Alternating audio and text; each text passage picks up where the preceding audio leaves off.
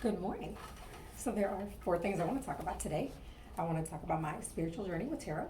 I want to talk about my shadow work, about my financial journey, and about my mentorship. So all four of those things are interconnected. So here we go.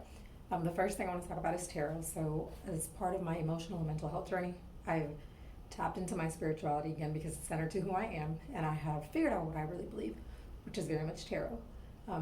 And I've had some significant changes in life in the last couple weeks, and tarot has helped me. So I pray before I do tarot, and I pray to the creator of the universe, because I believe in spirits, and I don't want the spirit of somebody's grandma to come talk to me.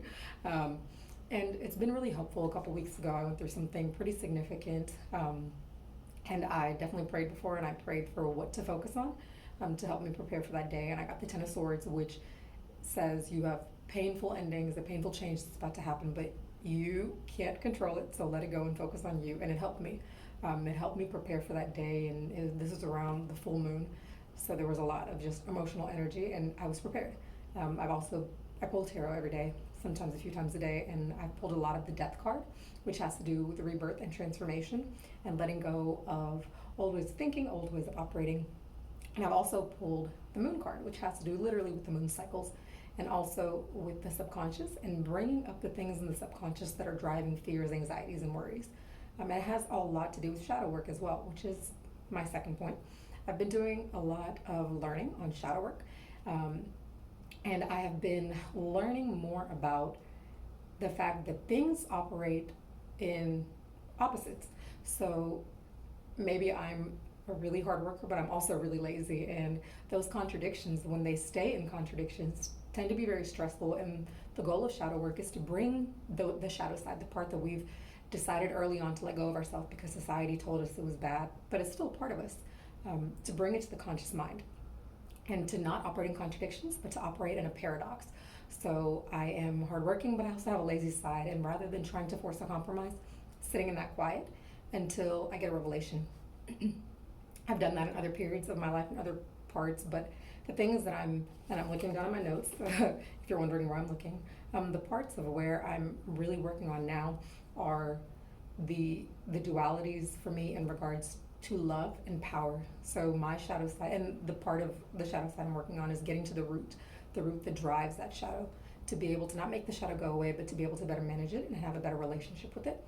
So I struggle in relationships with love and with power. And I know that that comes from the root of my childhood, that I didn't have power and I had that taken away. So when I love hard. I give it all. I give it all, and I know that I give on a level that is unique, because I'm fearless in it. But the contradiction is that I lose all my power, and I've realized it is not healthy for me to be in a relationship until I have reached the paradox, the understanding that both of those exist within me, and I have to be able to accept them both and keep them both in conscious awareness and not let one drive more than the other, which is where I've been. So I'm in a period of isolation and self-reflection to work on that. I also struggle with sobriety and ecstasy. So I know that if I could have it my way, I would probably be drunk all the time, because why not? But my mind needs sobriety. So balancing, when is the right time to be able to just live a little, and what's the setting and what does that look like? So I'm reaching that balance. I definitely went from abusing alcohol, and now I'm in control of it, but still trying to figure out, is this something I want to have a drink a day, or is it, a drink with friends on the weekends? And what does that balance look like to me? And am I in control of it as a whole self, or is my shadow speaking? The third thing I'm working on is finances. So one of my good friends, Sibi, I've literally grew up with her in India. She connected me to one of her friends who is about to retire in his 30s. And so he's challenged me, and we're working on a plan to basically change the way I think, and to reach financial goals. And he asked, where am I trying to get to? And I realized for me, where I'm trying to get to is to live in India. I want to live in India for a significant portion of my life. I want to be close to nature. I want to be, and I guess it's not necessarily India, but for me, India symbolizes spirituality. It symbolizes nature. It symbolizes the earth. It symbolizes grounding.